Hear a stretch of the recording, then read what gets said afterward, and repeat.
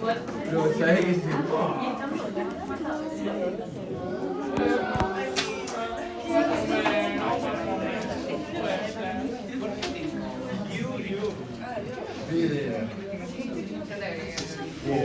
¿Vos entendés que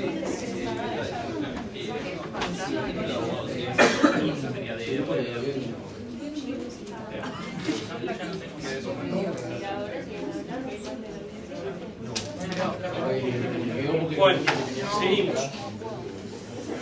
Bueno, estábamos en el tema de la exigibilidad, ¿no? Como uno de los elementos para que se configure el incumplimiento, ¿no? Para que haya incumplimiento no alcanzaba con la falta de cumplimiento, o sea, con la falta de realización de la prestación, sino que además tenía que ser materialmente imputable al deudor y referir a una obligación exigida. ¿Y esto qué significa? ¿Qué significaba que fuera exigible? En definitiva, que se hubiera cumplido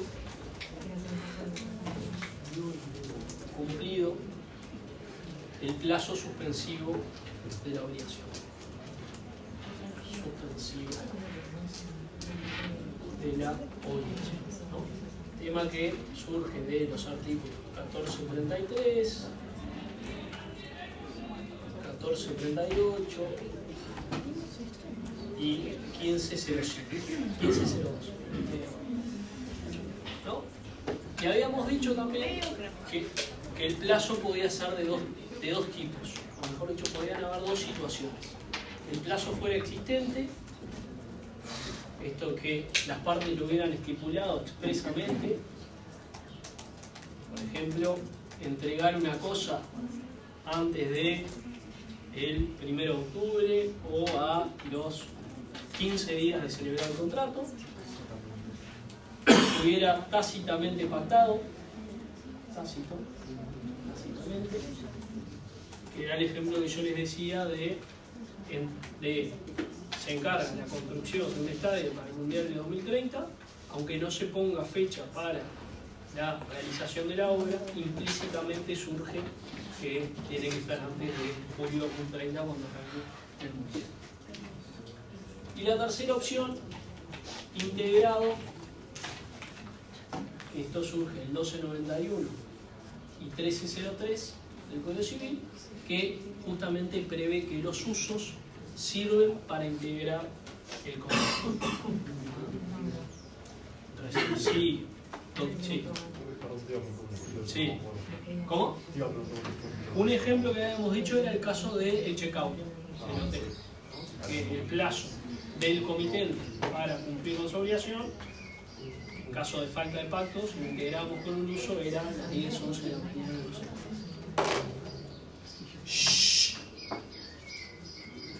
Ese sector ahí es terrible. Y la otra opción es que fuera inexistente. ¿No? Y acá habían dos opciones. Que fuera esencial la designación de un plazo, 1333, inciso segundo, que es el verdadero plazo judicial creado por el juez, y que no fuera esencial la designación de un plazo porque no hubiera ningún acto preparatorio que realizar de parte del deudor, porque en cuyo caso el plazo para cumplir era de 10 días. Por ejemplo, pagar una suma de dinero, ¿no? Si no se prevé el momento en que hay que pagar una suma de dinero, normalmente va a aplicar el 1440 con los 10 días. Y en definitiva, este es el verdadero problema judicial, o el verdadero problema en la práctica, ¿no? Porque en todos estos casos el plazo existe, sea porque está pactado por las partes y únicamente hay que hacer una actividad interpretativa, desentrañar qué acordaron las partes del contrato, o si una actividad integrativa, pero el uso en sí ya existe. En todo caso es declarar por parte del juez cuál es el uso. Esta no presenta un problema porque en realidad son 10 días. Por la propia razón de ser no presenta ningún problema. El problema es el plazo judicial. ¿Por qué? Porque acá sí el plazo es creado por el juez. Y acá nadie duda entonces que la sentencia es de carácter constitutivo. Entonces ahí la pregunta que se plantea, o el problema que se plantea, es ¿desde cuándo corre la fijación de ese plazo? Y acá ya habíamos hablado que la posición de Gamarra, que como se habrán dado cuenta, es una figura muy relevante en todo lo que es la responsabilidad civil, contractual y extracontractual. Él decía que en el caso del plazo judicial, como era creado por el juez y la sentencia era carácter constitutivo, recién corría el plazo una vez que quedaba ejecutoriada la sentencia. O sea, hacia el futuro. No era concebible que el juez dictara una sentencia creando un plazo y que entendiera que ese plazo se encontraba vencido. ¿Y esto qué problema presenta? Que lo hablamos en la clase pasada.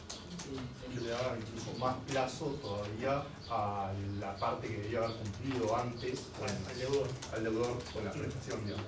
Ahí está, efectivamente. O sea, perfeccionamiento del contrato, tiempo prudente que espera el acreedor para ver si el deudor realiza la prestación debida, hasta que llega el momento que se cansa, que eso podrá ser más o menos extenso según el tipo de prestación, de obligación. Juicio, que no dura menos de 2 o 3 años, y recién, una vez que la sentencia queda ejecutoriada, empieza a correr ese plazo para el deudor para cumplir. Entonces se beneficiaba de todo lo que sucedía antes y además contaba con el plazo que le había otorgado el juez para cumplir con la obligación. Y esto motivó en cierta medida que hayan algunas opiniones discrepantes. Por ejemplo, hay una sentencia del TAC Quinto, que la vemos acá, quien era profesor de la UEM, el profesor Simón, que justamente prevé que a pesar de que sea constitutiva la sentencia que fija el plazo, incluso puede realizar la determinación hacia el pasado y encontrar el plazo vencido o hacia el futuro y ubicar la obligación como aún no existe. Después la otra sentencia, que esta es de las pocas, así que se pronuncian así, sigue la posición de Gamarra y dice que en tanto se pidió la fijación del plazo y este se establece por sentencia, siendo el contenido de la misma constitutivo, por lo que el dies a quo jamás puede ser anterior a su ejecutoriedad. Sí.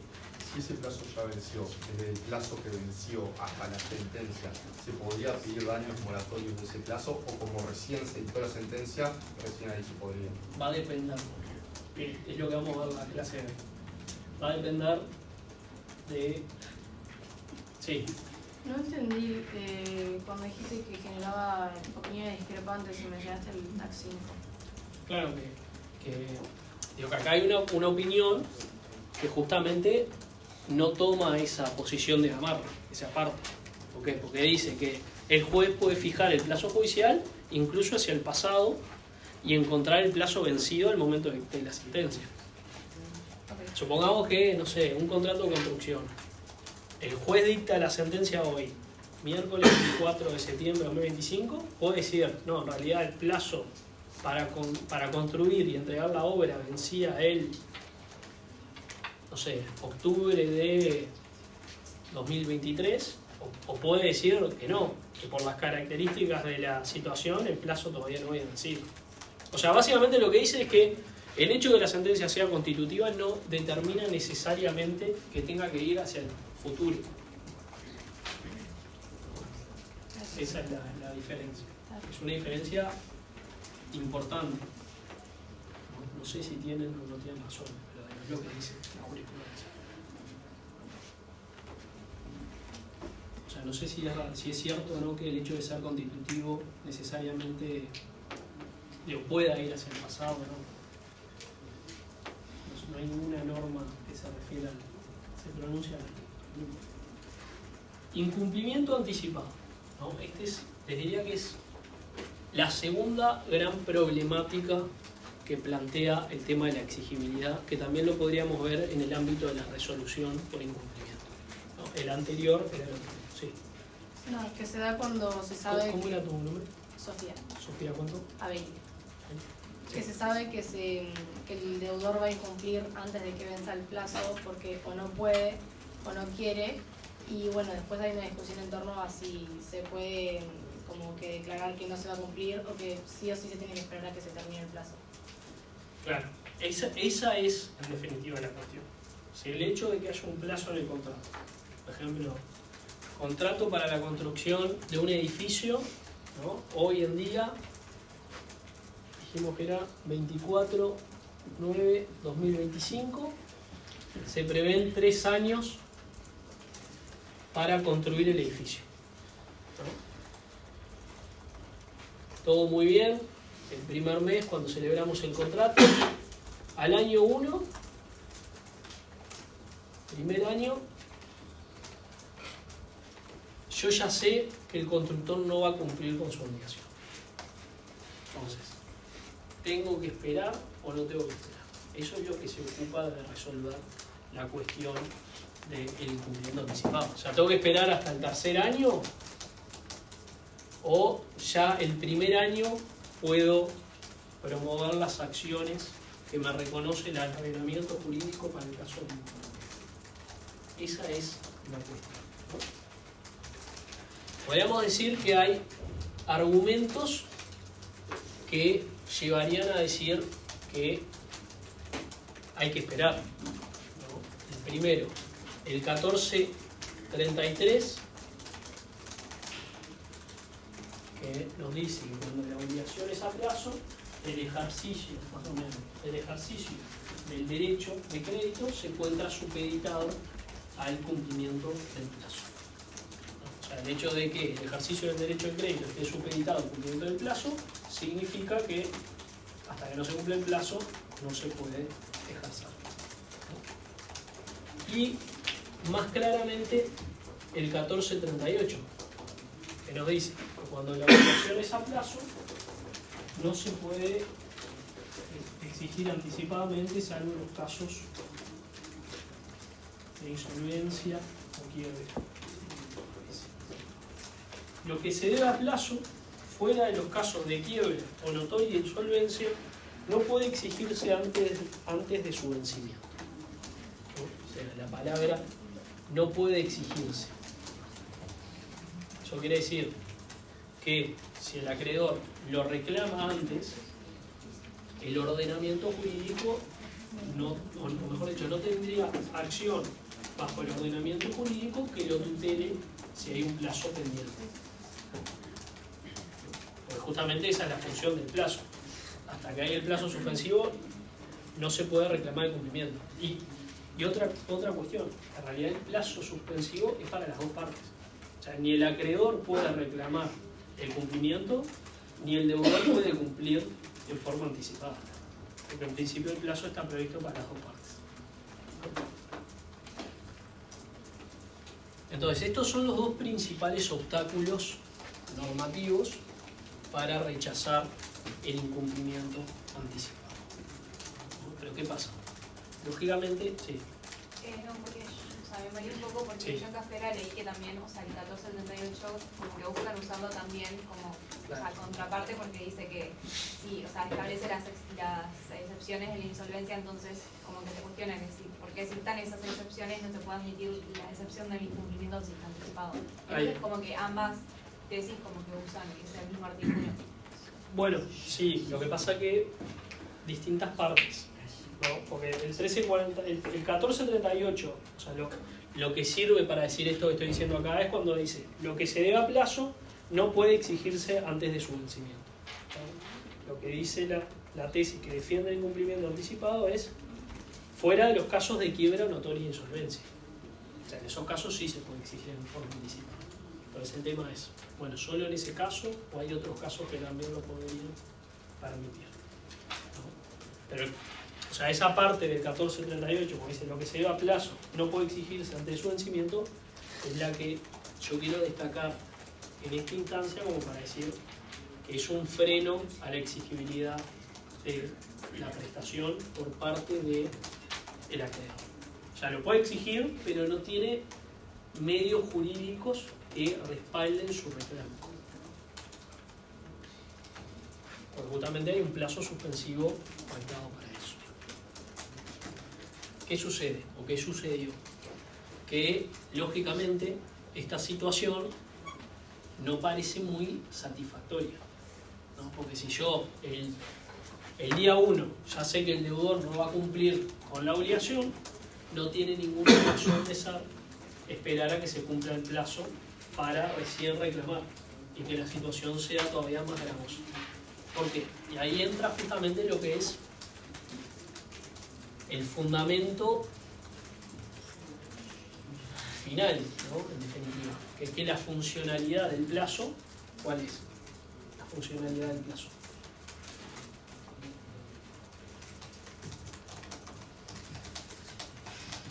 ¿Por qué se pacta un plazo? Sí, para determinar cuándo ocurriese la exigibilidad. Bueno, sí, pero ¿por qué hay casos que se pacta un plazo y por qué hay casos que no se pacta un plazo? Sí. Porque le es más conveniente a ambas partes, capaz. Bueno, digo, eso puede ser, pero hay otra razón más. Sí, ¿verdad?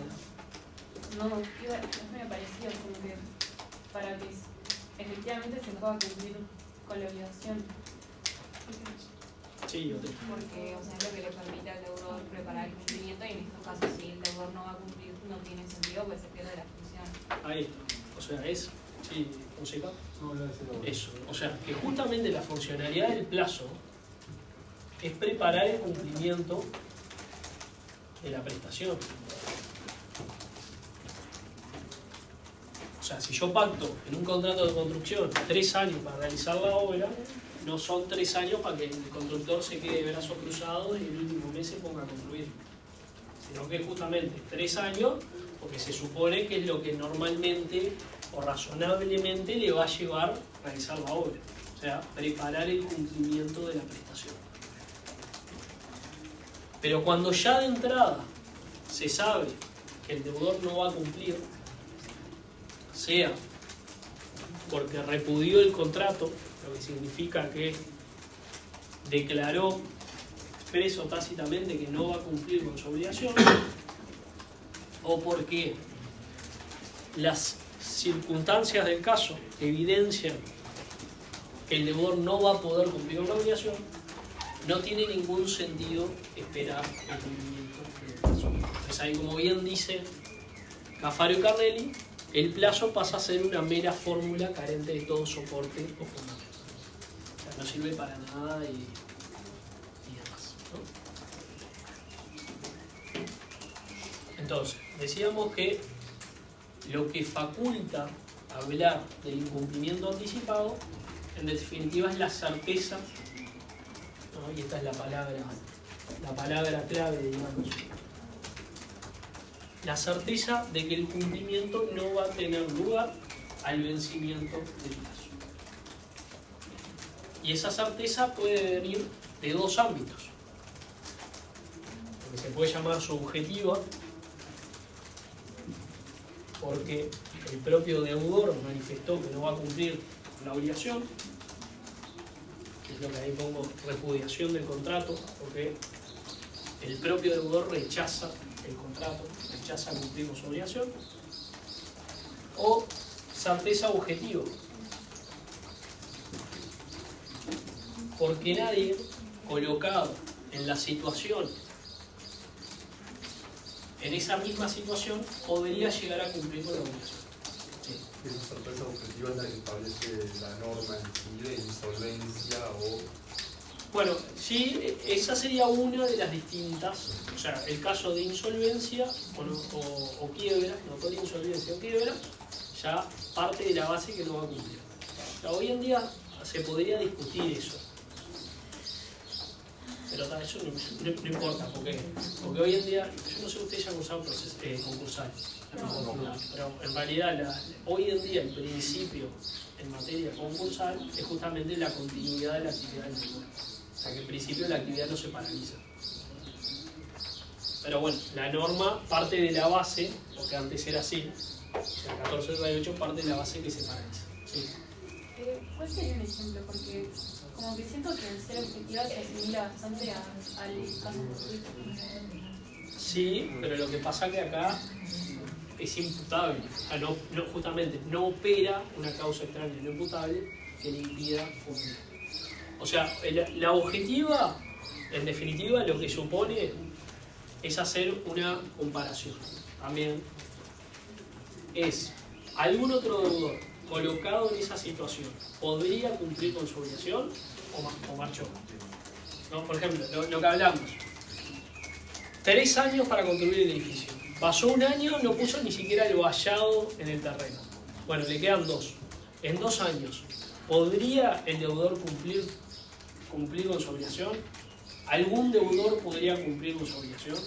Si ningún deudor colocado en esa misma situación pudiera cumplir con la obligación que tiene a cargo el deudor, hay incumplimiento anticipado. O sea, objetivamente se sabe, hay certeza que no se va a poder cumplir. ¿No? En definitiva, por eso es analizar eso. Si algún otro deudor podría cumplir con la situación. Porque si el deudor dice, sí, yo dejé 1 año, pero en realidad con los 2 años que me quedan me alcanza y me sobra, no habría certeza. Lógicamente, si pudiera acreditar eso. Pero también esto es relativo, ¿no? Porque seguramente haya alguna empresa china que en un día te haga un edificio. Entonces, por lo menos para lo que es el estándar uruguayo.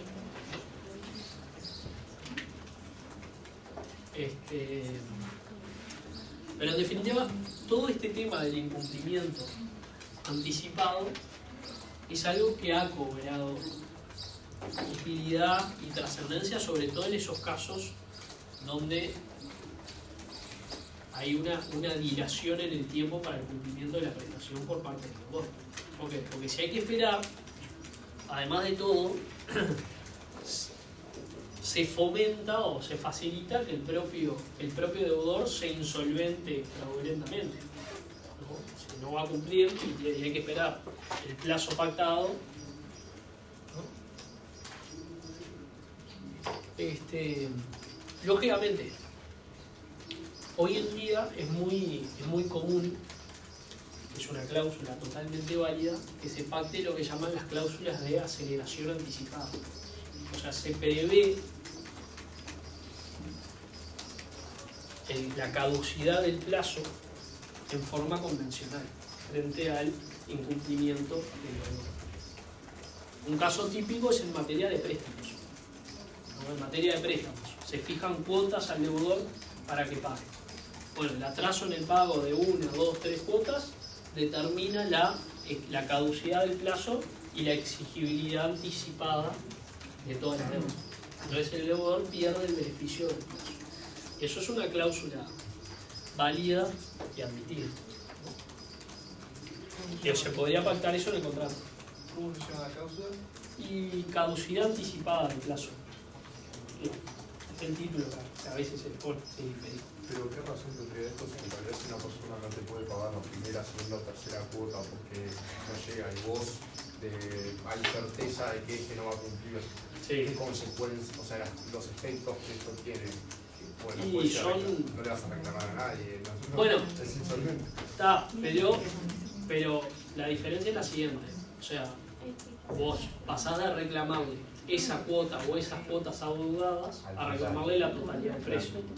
Y ahí podés, puede tener o puede no tener, capaz no tiene suficiente. Puede ser titular de un inmueble y lo embargás primero, o le embargás directamente el inmueble, que si tenés que esperar todo el cumplimiento del plazo. Igualmente, generalmente los bancos están cubiertos por hipotecas o demás, pero digo, otro tipo de negocio podría servir para eso.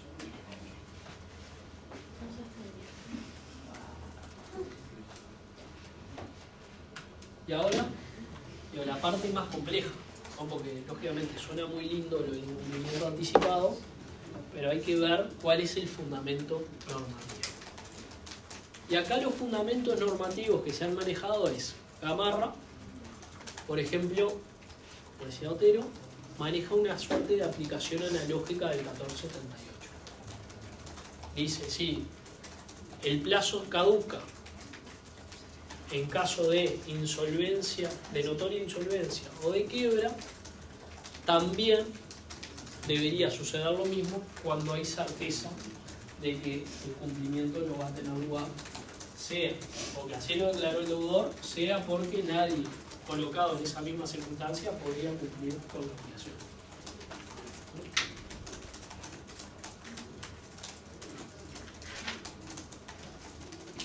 Y el otro argumento que maneja, estos ya son más discutibles, que son los artículos 1688 y 1730, que están ubicados en sede de contrato de compraventa y que son básicamente los que regulan lo que es la excepción de contrato no cumplido, ¿no? Básicamente la norma lo que prevé es que cuando existe riesgo de no percibir la contraprestación, el acreedor puede suspender el cumplimiento.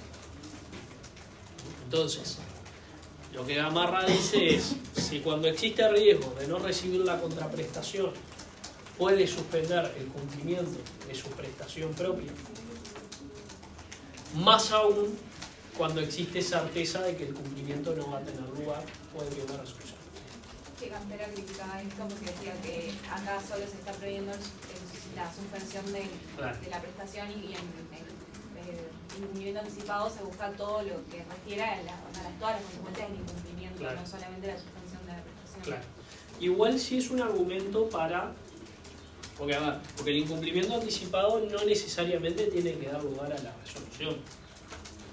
Puede ser que el remedio sea la resolución del contrato, pero en ocasiones el fundamento viene a ser justamente suspender el pago de mi contraprestación, ¿no? Porque recuerden, esto se plantea normalmente en los casos de los contratos de construcción o lo que se llaman las promesas de la generación de inmuebles a plazos, donde el constructor se obliga a construir y vender y el promitente comprador va pagando el precio en cuotas, ¿no? Entonces esas cuotas suponen que haya un avance de parte del constructor.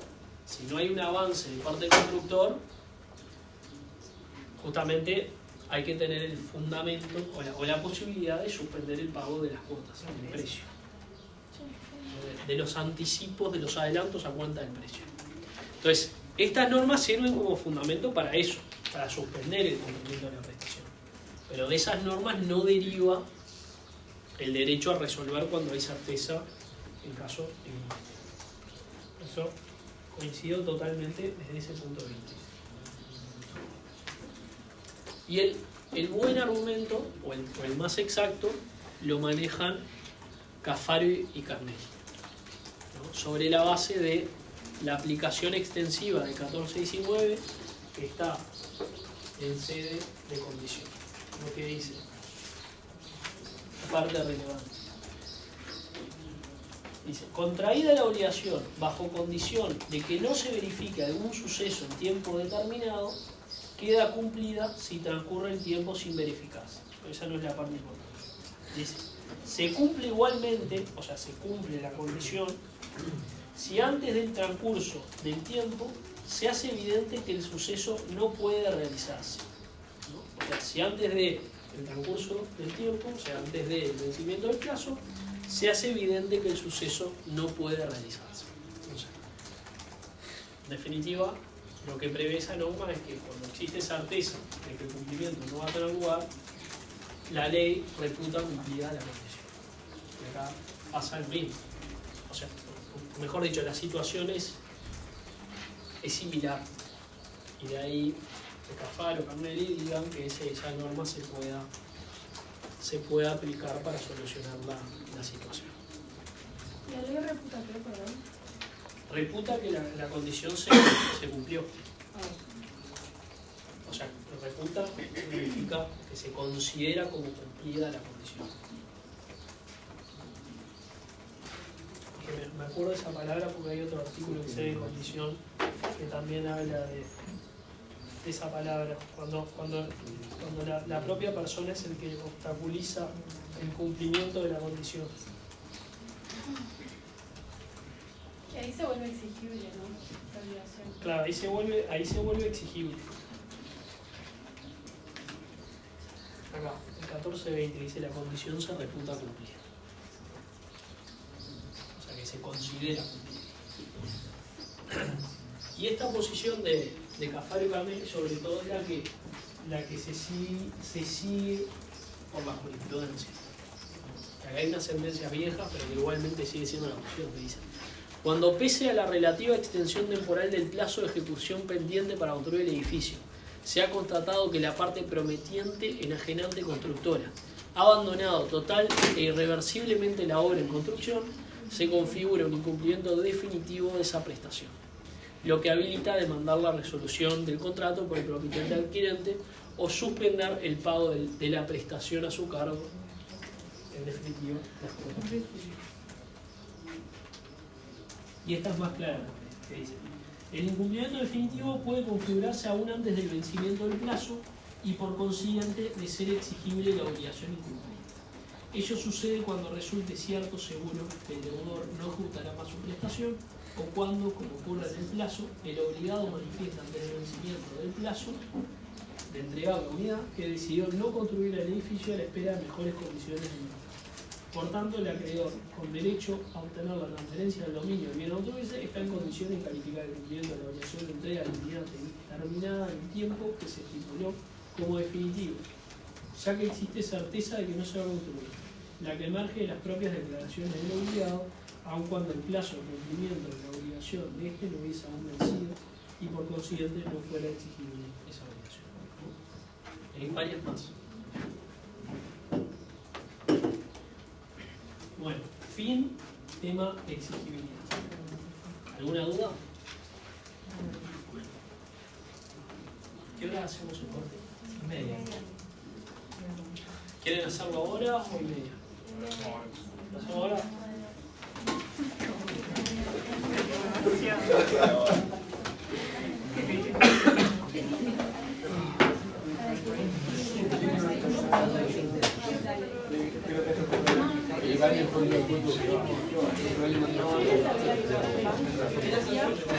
No, pero sabes, fue inspiración porque una foto de Java de y ahí el negro puso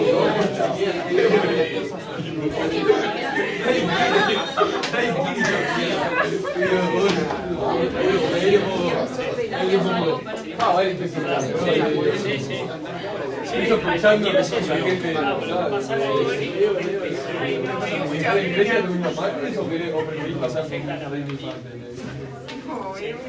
Creo que empresa también está.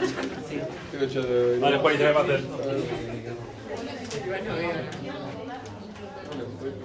No, pero vos empezaste todo eso. Vos que no me recriminás nada a mí porque vos empezaste todo.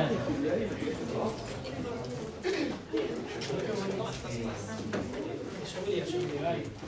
Obligación legal. Y bueno, ahí depende de qué posición tomes. O sea, si decís que depende de la fundamentación. Primero había que identificar el tema.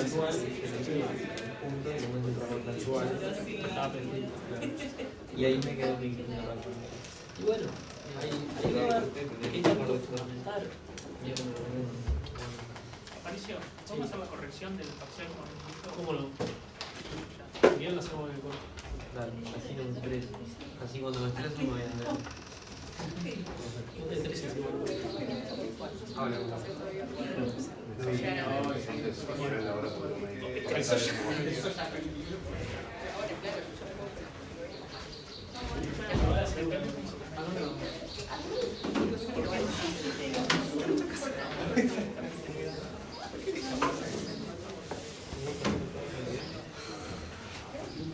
Pará, Romy. Romina.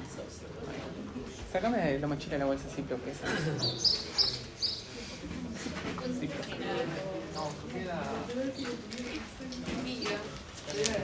Igual es re práctica, o sea, Vamos a hacer primero 14.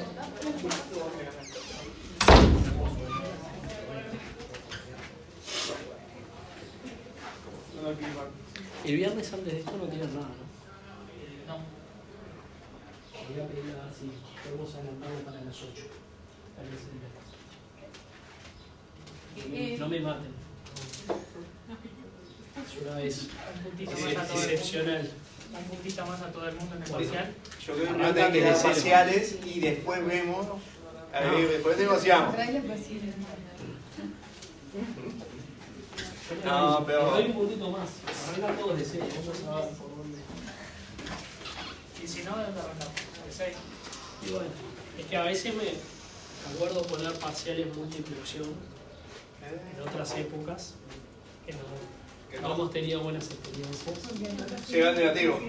Y porque no sé, no sé si es que las preguntas están mal formuladas pero es como que aprueban muchos, básicamente. O sea, tienden a ser muy beneficiosos para nosotros. Pero claro, lo que me discutían. Y si dijo, Mantelón está haciendo bien el trabajo, pasaron muchos años. No, pero lo que me discutían era por qué restaba en realidad cuando lo tenían mal. En realidad no es que reste, en realidad es que no suma, porque arrancan de 0, no arrancan de 12. ¿Me explico? No es que arrancan con todas bien y restan porque les tienen mal. Arrancan de 0 y van sumando puntos a medida que van contestando en forma correcta. Hay algunos que sí, hay algunos que restan. No solo no suman, sino que... Sí, pero el tema es que en realidad el problema sobre todo es que uno arranca de 0. O sea, uno arranca con 0, no es que... Porque creo que también la discusión era si no la contestaba. Que también, o mejor dicho, no te suma. Claro, no, porque hay una múltiple opción que dicen, bueno, si la pones bien, te suma 5, pero si la pones mal, te restamos 2. Claro. Claro, ahí. Y si no pones nada, no. No sumarte y restarte. Sí. ¿Estuvieron viendo o todavía no? Lo que. Los parciales. ¿No tuvieron Tenías bien? razón vos. No. Ah, no digo que no. no puedo confiar, pero. Sí, Pero decir que para el lunes no están. Menos mal que El no. otro, ¿no? Bueno, el otro capaz que sí. No, el Este otro no. El que viene. Este lunes no. Son 10 días hábiles. Sí. Yo soy de. Menos mal que no. ¿De la notificación? ¿De la notificación? Esté bien. Sí. Entonces pasa el lunes. ¿Sabes? Sí, seguro que no hay nada más desagradable que corregir parciales. Pará, pero igual No, tiene un punto. Si pudiera agregarlo. Empieza a contar el No, lunes. no hagas parciales. Queda. ¿Eh? Porque él dice, no, porque son 10 días hábiles. Y le digo, pero queda para el lunes igual, porque empieza a contar Pero el claro, lunes. sí, sí. Claro. O sea, el primer día, digamos, fue este lunes. Claro. Sí. Hasta el lunes. La siguiente semana tenemos potestad. ¿Cómo? La siguiente semana tenemos potestad. Por eso estamos contando clases. Va a pesada. Sí. ¿No te pasa que no estás acá? Igual yo no entiendo qué tanta velocidad. O sea, actor de proporciones. No sé, intriga. No, la gente en realidad que más quiere saber es si pensás que te fue mal. Ahí sí, para saber si pasaste. Bueno, queda otro parcial, hay exámenes obligatorios. Sí. Listo, ya lo pensé. Pero además mismo con la corrección ya deberían de saber si te fue más o menos bien. Sí, pues depende mucho cómo momento. Por ejemplo, la tercera responsabilidad contractual o extracontractual. No, ahí la clave era la fundamentación. O sea, la pregunta, la respuesta muy correcta, puede ser la 2. Manejar la tesis de Carnelli y la crítica de la tesis de Carnelli. Eso, digamos, es la... O sea, tomar como válida la de Carnelli. No, yo, a decir verdad, no tengo posición. Yo no digo respuesta. O sea, en realidad me parece más correcta la respuesta de la pregunta. O la posición mayoritaria. Me parece que las críticas son bastante contundentes. en cuanto a por qué el hecho de que sea una obligación legal, lo que dice que en realidad no hay una obligación, pero es un... Sí, pero más que no surge un contrato, es un supuesto de hecho que Cuando me pedís no falta esa obligación. Que en realidad sí, es así, la ley es general. Lo que pasa es que la cuestión es cuando uno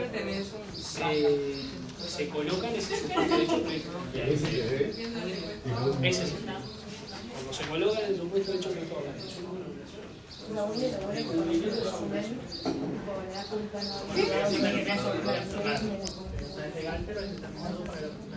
Claro. Digo, ese caso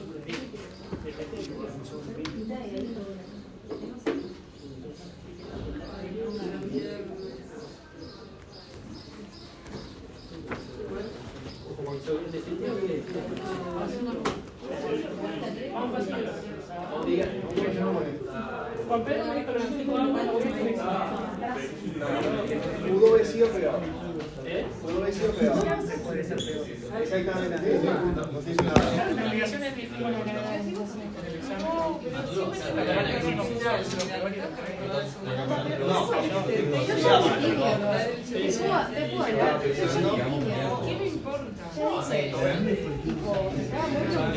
que fuera existente. Personalmente también me gusta un poco de tiempo para hacer la pregunta. Abuso de hecho son 5 perillas. Abuso de hecho. Entonces, en todo caso, ya están abusando. Si me da el tiempo, yo te escribiría. No se escribió por escribir. Puede ser. Pero no es que no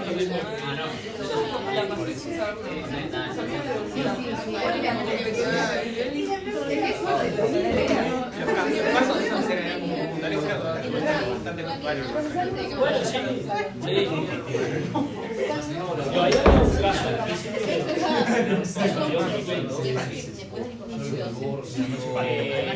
caso de la macera. Si era ser inimputable.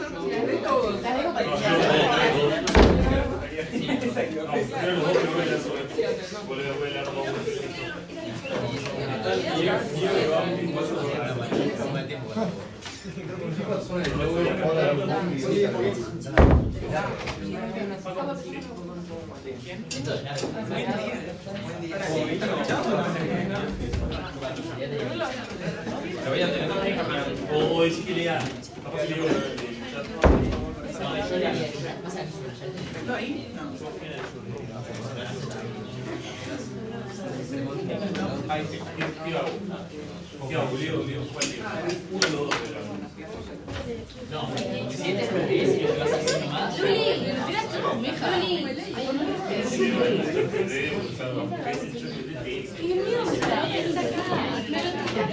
Ay, no se mira, se mira todo.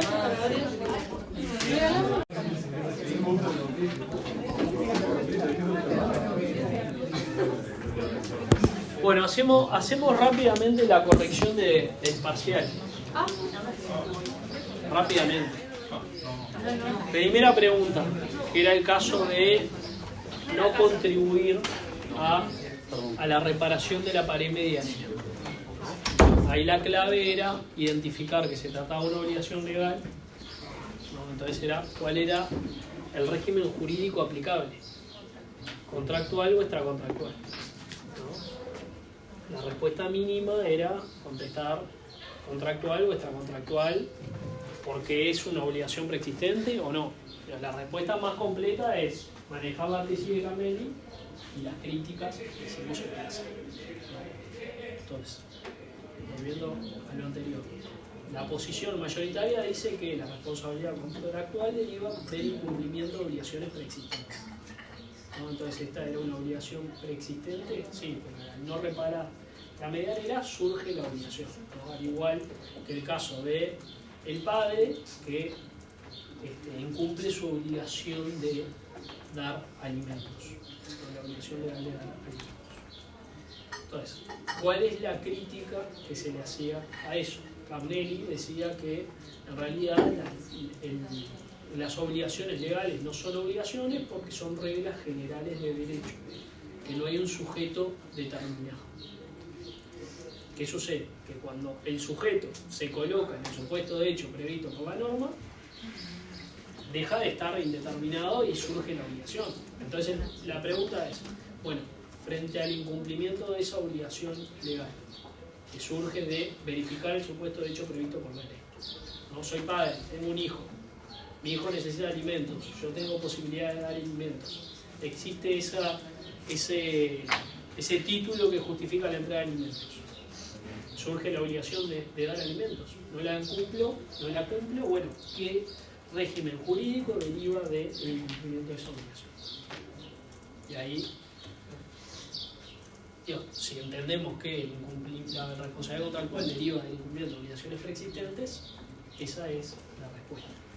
Podrían haberse plegado a la posición de Carnelli y decir que para mí las obligaciones legales y cuasi contractuales no dan lugar a responsabilidad contractual si no está contratado. Es un poco por ahí la respuesta. No era un cuasi contrato, ¿no? No. ¿Era violación de la ley? Era violación de la ley. Por algo hacía referencia a los artículos del Código Civil de donde surgía la obligación de colaborar en la reparación de la pared medianera defectuosa. Segunda pregunta era la del abuso de derecho. Y ahí digo, hay varias cosas que pueden poner, pero lo clave les diría que es, bueno, ¿cuándo hay abuso de derecho?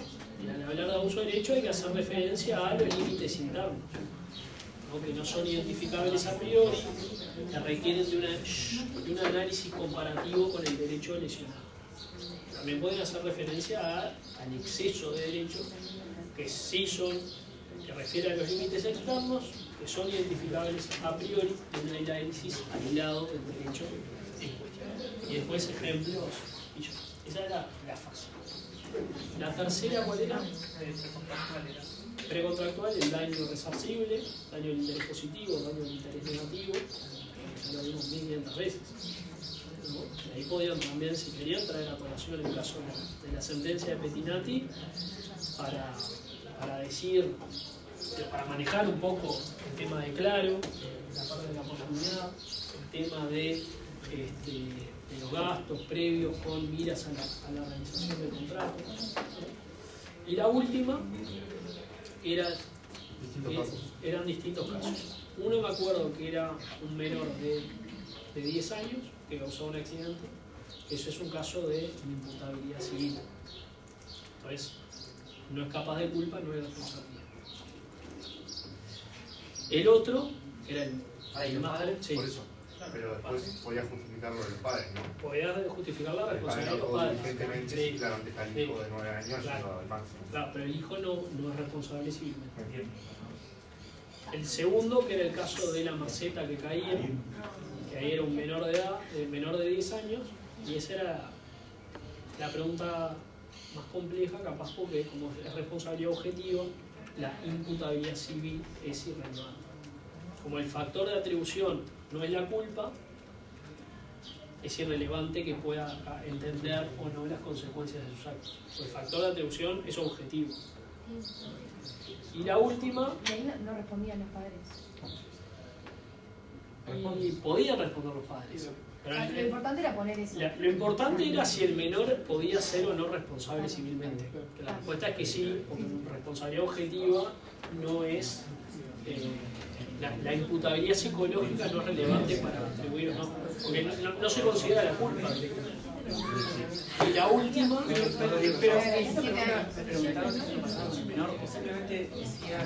Preguntaba si había responsabilidad civil o no.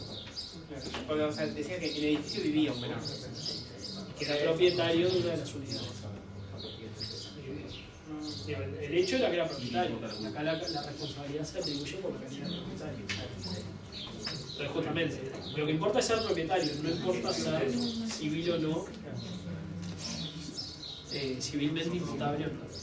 Y la última era muy fácil, que era, si no sacaban la última, estaba pensando en otra materia básicamente, que era un menor de 18 o 17 años causaba un accidente, si era civilmente responsable o no. La respuesta es que sí.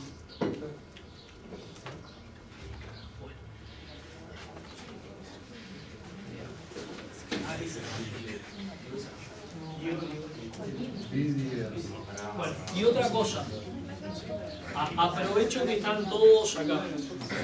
Les voy a pedir para el viernes adelantar a las 8 la clase. Vienen directo de salir, no me importa cómo.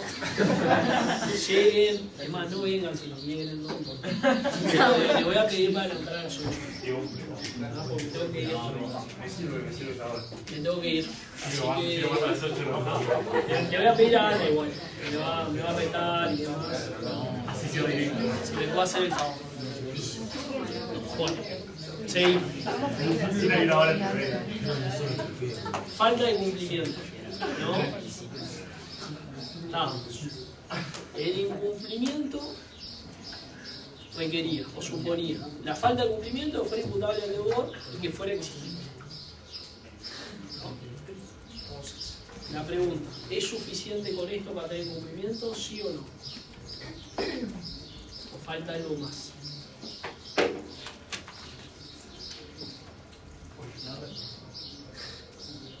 La respuesta es que cuando se trata de un incumplimiento temporal, además se requiere la constitución en mora. O sea, puede haber una falta de cumplimiento, puede ser imputable al deudor porque no haya operado ninguna causa extraña en lo imputable, puede haber vencido el plazo para cumplir. Yo tenía que entregar un auto en un plazo de 10 días. Un hermoso caso que les va a encantar. Yo tengo que entregar los parciales en 10 días. 10 días hábiles. No cumplo a los 10 días hábiles. Falta de cumplimiento de mi obligación de medios, no de resultados. No operó ninguna causa extraña en lo imputable. Y es exigible porque venció el plazo suspensivo que impone el reglamento de la ONU. ¿Estoy o no estoy en incumplimiento? Creo que como instituir en mora. Exactamente. Bien delegado. Hay que constituir en mora, ¿no? Que es una invitación a cumplir del acreedor al deudor. O sea, antes de la mora, supongamos, perfeccionamiento del contrato o conclusión, plazo suspensivo, o sea, exigibilidad,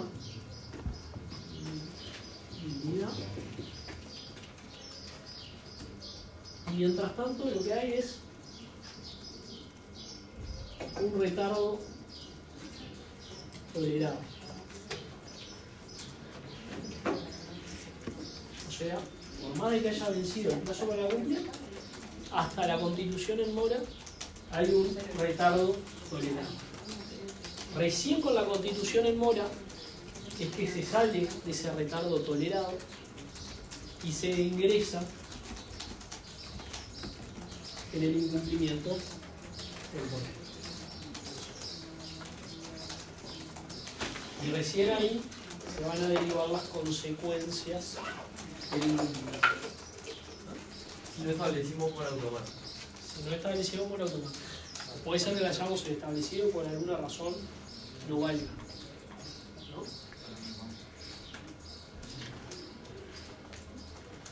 Pero lógicamente, todo esto que estamos hablando supone que estemos ante un caso de incumplimiento temporal. O sea, si estamos ante un supuesto de cumplimiento temporal, que ahora vamos a ver cuándo hay cumplimiento temporal, se requiere de la previa constitución en mora para configurar el incumplimiento. Si no hay previa constitución en mora, hay un retardo tolerado.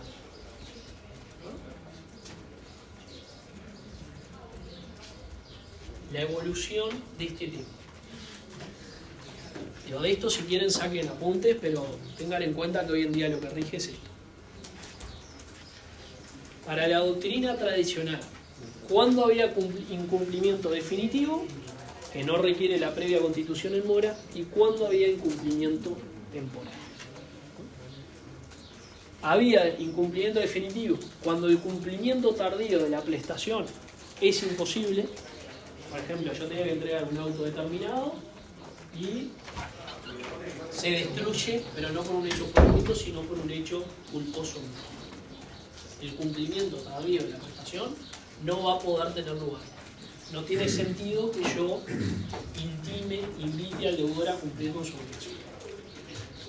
Y el segundo supuesto, que incluía la doctrina tradicional dentro del incumplimiento definitivo, que establecía que si no se podía satisfacer el interés del acreedor por más que se pueda cumplir, había incumplimiento definitivo. Ahí está. ¿Y cuál era un caso de falta de interés del acreedor, aunque el cumplimiento tardío fuera posible? El famoso caso, el famoso caso es el caso del vestido de la novia, ¿no? O sea, es posible entregar el vestido a la novia el día después de que se case, pero lógicamente no va a satisfacer su interés. No creo que a la novia le interese tener su vestido el día después de su casamiento, ¿no? O lo mismo, otro caso, el caso del alquiler del balcón para ver el desfile de carnaval. En el caso original era para ver la coronación de no sé qué rey en Inglaterra. En la versión uruguaya es para ver el desfile de carnaval. O sea, se puede entregar el uso y goce del balcón al día siguiente del desfile de carnaval, pero lógicamente no va a satisfacer el interés del acreedor. El cumplimiento tardío es posible, pero no satisface el interés. Entonces, en la doctrina tradicional, esos casos suponían un incumplimiento definitivo.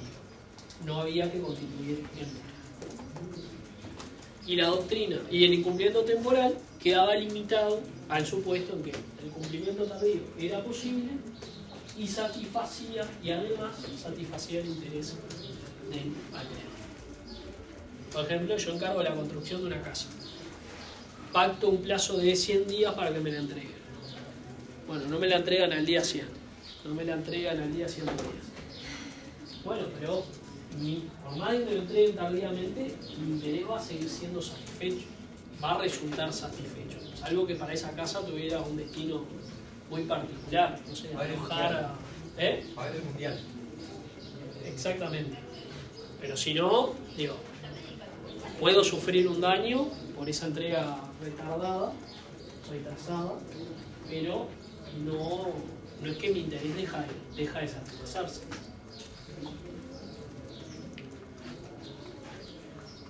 Y esto cambió. Y justamente se dice que cambió, no sé si es en serio o no, con justamente el caso del vestido de la novia. ¿Qué pasó? Un día la novia aceptó el vestido el día después. Entonces ahí se planteó la duda. Bueno, definitivo. ¿Es un caso de cumplimiento definitivo o no? Y eso fue un poco lo que llevó al cambio de la doctrina. Que hoy en día el interés del acreedor pasa a ser una cuestión irrelevante para establecer si estamos ante un incumplimiento definitivo o temporal, ¿no? O sea, el interés del acreedor, que antes era determinante para ver si estábamos en una u otra categoría, pasa a ser algo irrelevante a los efectos de la calificación como incumplimiento temporal o definitivo. Lo que es determinante para calificar como incumplimiento temporal o definitivo es si el cumplimiento tardío de la prestación es posible o imposible. Si el cumplimiento tardío de la prestación es imposible, hay incumplimiento definitivo.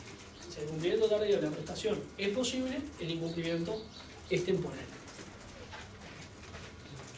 Y el caso del interés del acreedor cobra relevancia, o sea, queda dentro de lo que es el incumplimiento temporal, pero va a operar o va a suponer una forma de constituir el mora. O sea, cuando hay un plazo esencial, que en definitiva es lo que supone que el acreedor tenga interés en que el cumplimiento de la prestación tenga lugar en un momento concreto, va a suponer que ahí haya mora por la naturaleza de la convención, que va a tener ciertas particularidades. Eso después lo vamos a ver un poco mejor, así que no es tan relevante. Pero en definitiva lo importante es este tema, ¿no? Que el incumplimiento es definitivo cuando el cumplimiento tardío de la prestación es imposible, y el incumplimiento es temporal cuando el cumplimiento tardío de la prestación es posible. Sí. Yo cuando leí no entendí bien si en este caso, o sea, sé que ya lo hubiéramos dado Sí. pero igual, la mora en el temporal, cuando no hay satisfacción de interés del acreedor, o sea, como que no hay que hacer la invitación al cumplimiento, sino que ya queda como el artículo. Claro, pasa a ser un caso de mora por la naturaleza de la convención. Tenemos distintas formas de constituir el mora. Cuando hay plazo esencial, queda constituido el mora por la naturaleza de la convención. Porque hay un plazo esencial, justamente no cumplir con ese plazo, termina la constitución. Pero no es definitivo el cumplimiento. ¿Por qué? Porque justamente el acreedor puede aceptar el cumplimiento. ¿Se entiende? En cambio, en los casos de cumplimiento definitivo, como bien dice acá, las sentencias de la Corte, que les cito para que vean que yo no les invento las cosas, o algunas sí, algunas no, dice, como enseña Gamarra, el eje sobre el cual está construida la división entre el incumplimiento temporal y el definitivo es el criterio de la posibilidad-imposibilidad de la prestación.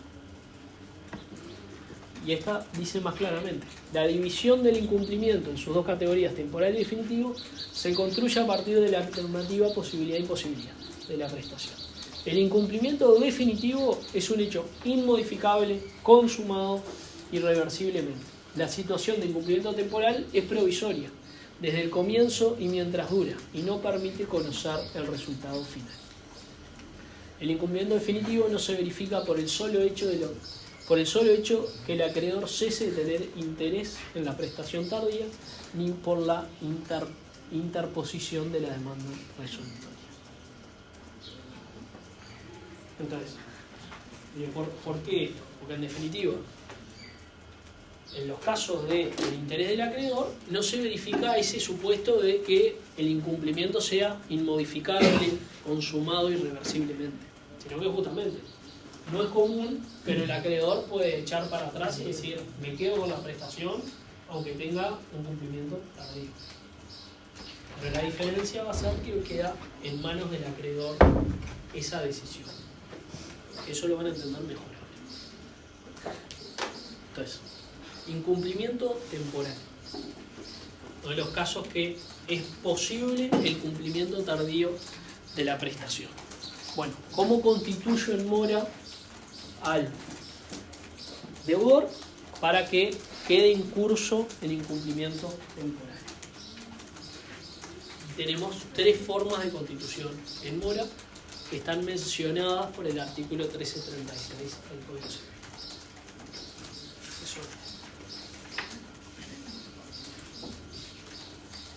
El deudor cae en mora sea por interpelación judicial o intimación de la protesta de daños y perjuicios, sea por la naturaleza de la convención o por efecto de la misma, cuando en ella se establece que el deudor caiga en mora por el solo vencimiento del término. Entonces, por interpelación, que es una mora ex persona que se llama porque requiere que el acreedor haga algo. Por naturaleza de la convención, que ahí si quieren pongan entre paréntesis plazo esencial, que es un caso de mora ex re, porque justamente no se requiere que el acreedor haga nada, sino que con el solo transcurso del término queda en curso en mora, y por efecto de la convención, o mora automática, también si quieren poner entre paréntesis, que también es un caso de mora ex re,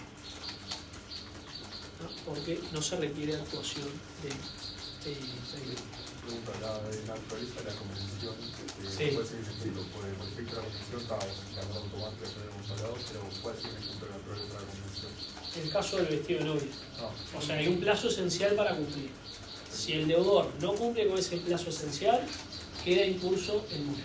Queda en situación de incumplimiento sin que yo lo tenga que invitar a cumplir.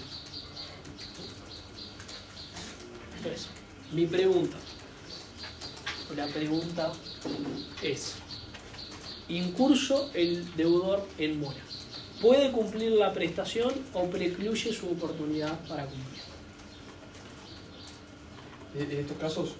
En estos casos. Sí. Y sí, porque si no, no sería definitivo el incumplimiento del método de la doctrina moderna. Bueno, digo, en realidad está bien, pero en realidad yo lo preguntaba más por otro lado. O sea, en realidad, ¿cuál es justamente la función de la mora? Sí, bueno. Federico. Invitar al deudor a que cumpla. Claro. Pero si no me equivoco, en la naturaleza de la convención, que ya el requisito esencial ya no es viable, y en el efecto de la convención en el cual ya convenimos que en el caso de que no cumpla va a haber una mora automática, en el único caso se podría, que sería en la de por interpelación. Ahí está. En realidad, este es el único caso, el de la naturaleza de la convención, donde queda en manos del acreedor si acepta o no el cumplimiento tardío de parte del deudor. Pero sigue siendo materialmente posible. O sea, no es un caso de cumplimiento definitivo. En los otros dos, en la mora por interpelación y en la mora por efecto de la convención, en realidad es una invitación a cumplir. No es que por el hecho de estar incurso en mora precluye la oportunidad para cumplir. El único momento donde precluye la oportunidad para cumplir para el deudor, que lo vamos a ver más adelante, es cuando se promueve la demanda resolutoria. Hasta que se promueve la demanda resolutoria, el deudor siempre puede, salvo el caso de mora por la naturaleza de la convención, siempre puede cumplir con su obligación. Claro, lo curioso es cuando capaz que el acreedor, frente al incumplimiento del deudor, quiere resolver el contrato, pero vamos a ver que igualmente lo tiene que invitar antes a cumplir.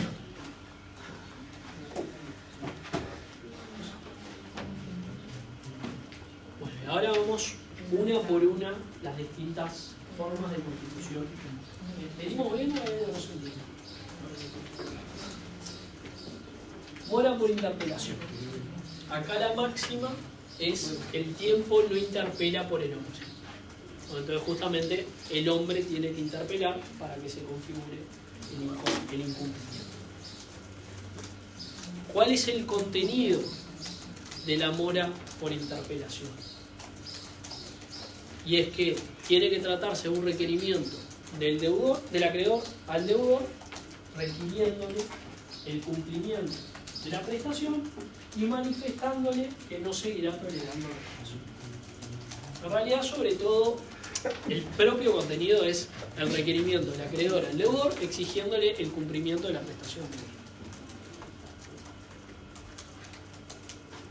Muchas veces también se amenaza con que si no se cumple se van a iniciar acciones legales. A eso refiere la última parte, digamos.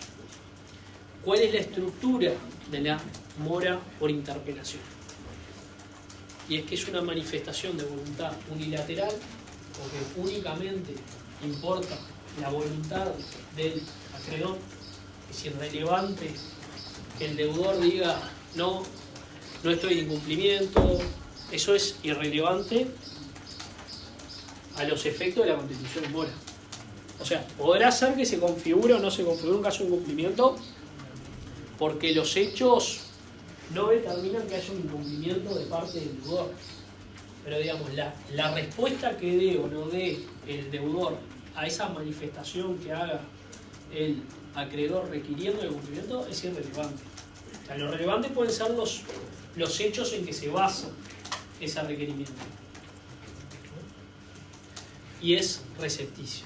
O sea, que recién produce efectos, recién se constituye el incumplimiento una vez que es recibida por el deudor. Y muchas veces se plantea si es necesario o no el otorgamiento de un plazo congruo, o sea, un plazo breve para cumplir con la prestación. O sea, un nuevo plazo para cumplir. No quiere decir que un nuevo plazo, o sea, era un año para construir el edificio, no quiere decir que se le dé un nuevo plazo de un año, sino un plazo acotado para que esa prestación que era debida se pueda poner en manos, por decir de alguna forma, del acreedor, ¿no?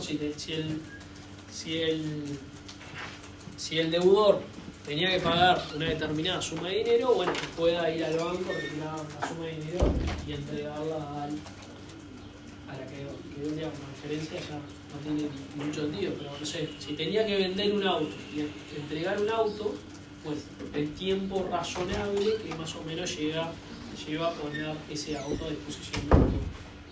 Y ahí generalmente se maneja 3 días. Se puede variar. Generalmente se manejan 3 días, 72 horas. Pero la realidad es que la ley en ningún momento habla de ese plazo común. Y la función de esta interpelación es la constitución del incumplimiento temporal. Con la recepción de esa manifestación de voluntad del acreedor, el deudor queda constituido en nulidad. Queda formalmente en incumplimiento. Deja esa fase de retardo tolerado e ingresa en incumplimiento. Y se empiezan a producir los efectos típicos del incumplimiento. Después vamos a dedicar clase para cada uno de ellos, ¿no? Pero empiezan a correr los daños y perjuicios moratorios, las cláusulas penales por retardo, la inversión de los riesgos y alguna cosa más.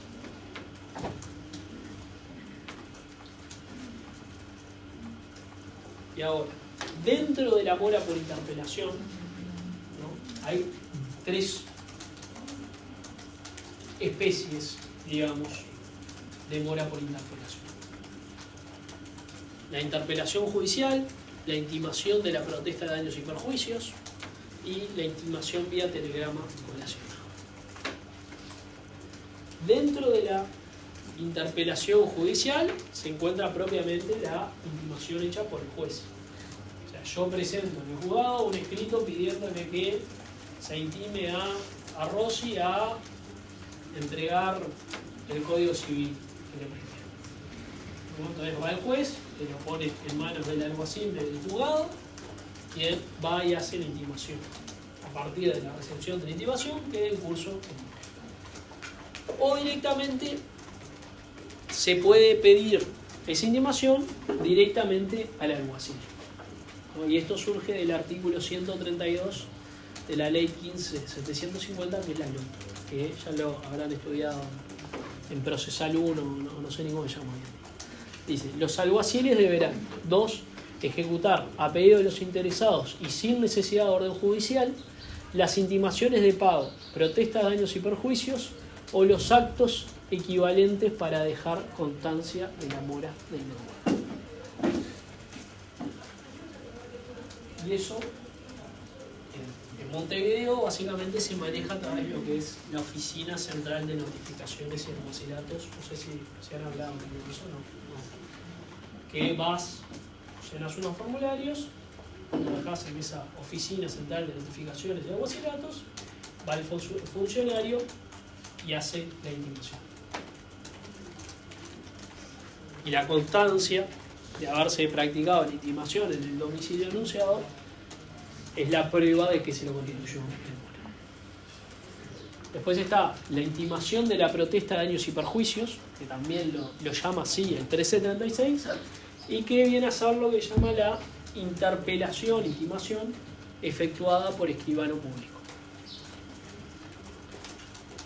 Que, lógicamente, tiende a ser más rápido que las dos anteriores,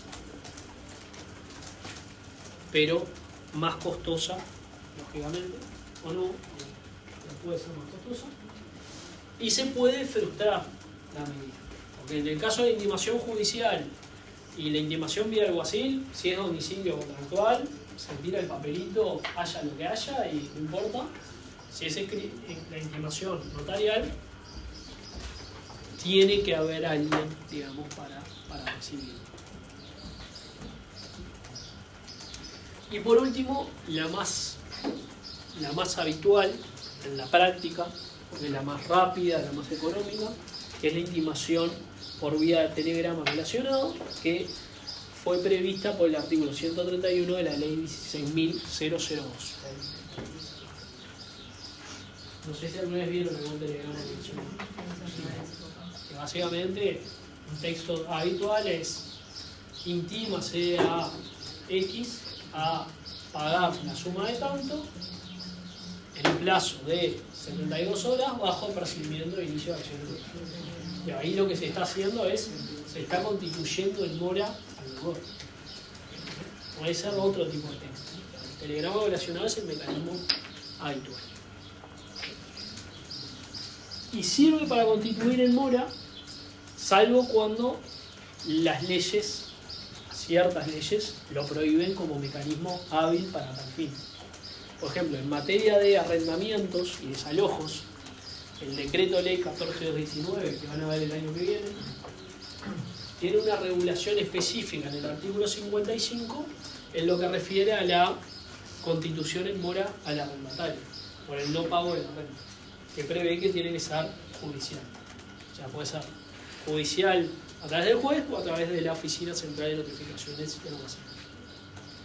No es apta la constitución en mora por medio del telegrama relacionado. O sea, aunque le mande un telegrama relacionado al arrendatario intimándolo el pago de la renta dentro de 3 días, como ahí tenemos una norma de orden público que prevé una solución distinta, o mejor dicho, una forma especial de constitución en mora, no es apto para constituirlo en mora. Y esto tiene una excepción, que es en los arrendamientos sin garantía de la ley. Y ahí se permite la constitución en mora mediante el telegrama relacionado. Entonces, de regla se permite siempre. La excepción es en materia de arrendamientos y desalojos urbanos y rurales. La excepción es en el caso de los la excepción a la excepción es en el caso de los arrendamientos sin garantía que se permite. Igual eso no es tan relevante a estos efectos. Bueno, y acá algunas preguntas que les hago. La demanda de cumplimiento específico ¿es válida para constituir en mora el deudor? O sea, yo voy al juez sin haber mandado el telegrama relacionado, sin haber pedido que se le intimara judicialmente, y le pido al juez que condene al deudor a entregarme el auto que me tenía que haber entregado. Y si no lo hace voluntariamente, lo desapodere y me lo entregue. Para mí no, porque eso ya sería un remedio ante el incumplimiento. O sea, significaría que ya se constituye en mora y por ende ya se incumplió. Está bien. Podría ser una posible respuesta. ¿Alguien más? A ver, es cierto que en realidad está ese problema, pero ¿qué entiende la jurisprudencia? Que justamente, como la demanda de cumplimiento, en definitiva, cumple con el mismo contenido que la constitución en mora, porque en definitiva es un requerimiento del acreedor al deudor de que cumpla con su obligación, y que si no lo hace, lo va a hacer el juez por la fuerza, la jurisprudencia lo asimila. O sea, básicamente dice que la demanda de cumplimiento es apta para constituir en mora. O sea, si ustedes se olvidan de constituir en mora, pero demandan el cumplimiento forzado específico, suplen esa omisión. Y hay varias sentencias, ¿no? Por ejemplo, acá algunas, solo para que las vean, ¿no? Básicamente dice: respecto a la falta de mora alegada, cabe recordar, siguiendo Gamarra, que la demanda de cumplimiento es apta para configurarla y que tampoco es necesaria en la liquidez de la deuda. Como enseña Gamarra, no hay duda y nadie discute el punto de la demanda por la cual el acreedor reclama judicialmente el cumplimiento es una intimación que pone en mora al deudor. Formalmente, la demanda de cumplimiento es una petición, solicitud de reclamo, por lo que se ajusta al concepto de interpelación, que también es un reclamo o requerimiento. O sea, no es lo mismo, pero como cumple la misma función, básicamente, la jurisprudencia la admite. La demanda de cumplimiento por equivalente. Primero que nada, recordar que es la demanda de cumplimiento por equivalente. ¿Recuerdan? Sí. Es cuando no se puede cumplir con la prestación debida específicamente, por lo tanto se pide un equivalente en dinero. Ahí, exacto. Eso es. O sea, no es la misma cosa de vida, sino los daños y perjuicios. Sí. En ese caso no. Bien, ¿por qué no? Porque al ser un cumplimiento por equivalente, primero se tendría que haber configurado el incumplimiento de modo que se tendría que haber determinado que el sujeto no iba a poder. Yo tendría que haber intimado al sujeto para que cumpla y se tendría que haber determinado que el sujeto no podía cumplir, por eso consecuentemente. Ahí está. Sí, Abdala. No, y también que no se puede hacer una invitación a cumplir si no se puede cumplir. O sea, en ese sentido. No se puede hacer una invitación a cumplir si no se puede cumplir. Claro. No, pero acá supone que se pueda cumplir todavía. O sea, porque si no se pudiera cumplir, en realidad estaríamos ante un caso de cumplimiento efectivo. Entonces no se requeriría la demora por esa razón. Acá supone que se puede cumplir, pero el acreedor opta por la ejecución forzada por equivalente. Por ejemplo, el deudor me tenía que construir una casa, pero como ya no confío más en el deudor, le reclamo los daños y perjuicios que me permitirían a mí construir la casa con un tercero. Pero sí, en definitiva, la respuesta es un poco lo que decía Bautista, o sea, va por el lado de que no se le está pidiendo la misma cosa de vida al deudor, sino que directamente se le está pidiendo otra cosa distinta. No se le está dando esa oportunidad al deudor de cumplir con la misma cosa de vida. Y la demanda de resolución del contrato, en definitiva el argumento es el mismo. No solo no se está pidiendo la cosa de vida, sino que además se está diciendo que no se quiere que cumpla. Entonces, si por ejemplo mueve la demanda de resolución sin haber constituido en mora, y el juez entiende que era necesario la previa constitución en mora, van a tener un problema. Después vamos a ver que hay una tesis de Carnelli que sirve para salvar este tipo de omisiones.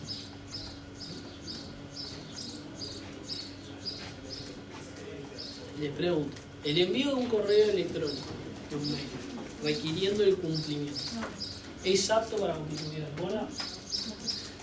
No. ¿Por qué? No me acuerdo quién o fue el que dijo otra cosa. ¿Es apto para constituir en mora o no? Y yo le mando un mail a Foucault diciendo que cumpla con su obligación y no cumple. ¿Queda incluso en mora o no? Entiendo que el T76 está activo, por lo tanto, si no está en los supuestos de moda. Efectivamente. No. Efectivamente. O sea, si cualquier medio hábil, donde hay un requerimiento del acreedor al deudor reclamando el cumplimiento fuera apto para constituir en mora, no estaríamos hablando de todo esto que hablamos antes.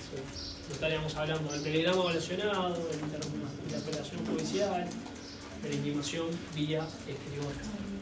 ¿No? Justamente, lo que se entiende es que las formas de constitución en mora son de carácter taxativo.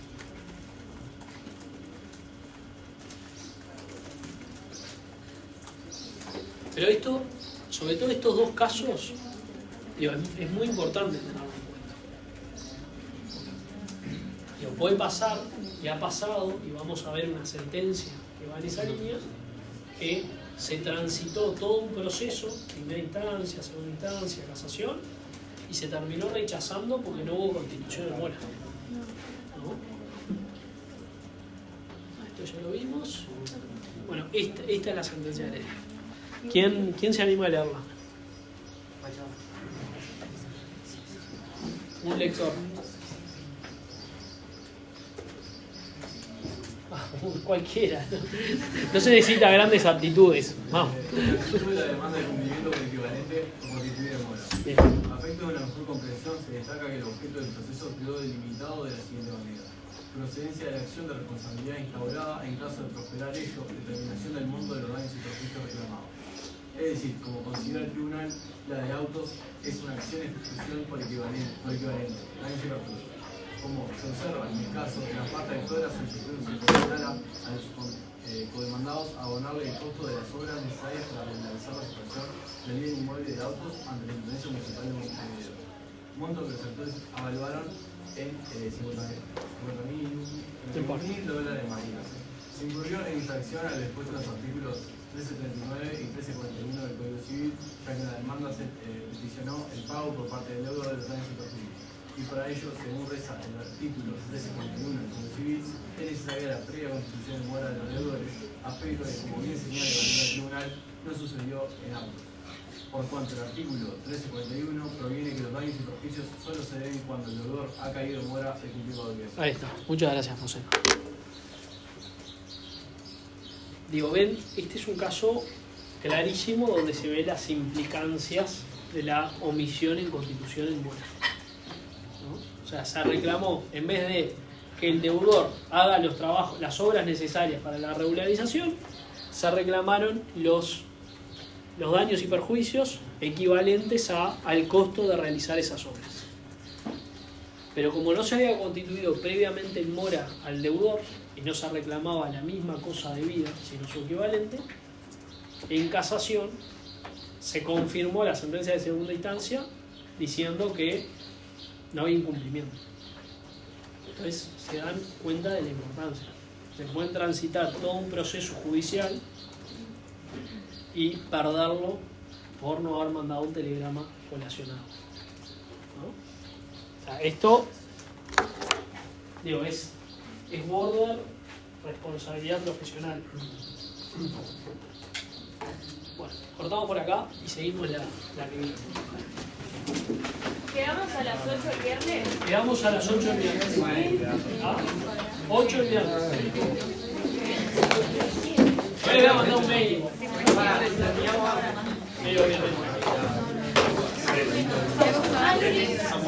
Bueno, pasamos lista rápido. Vamos todos.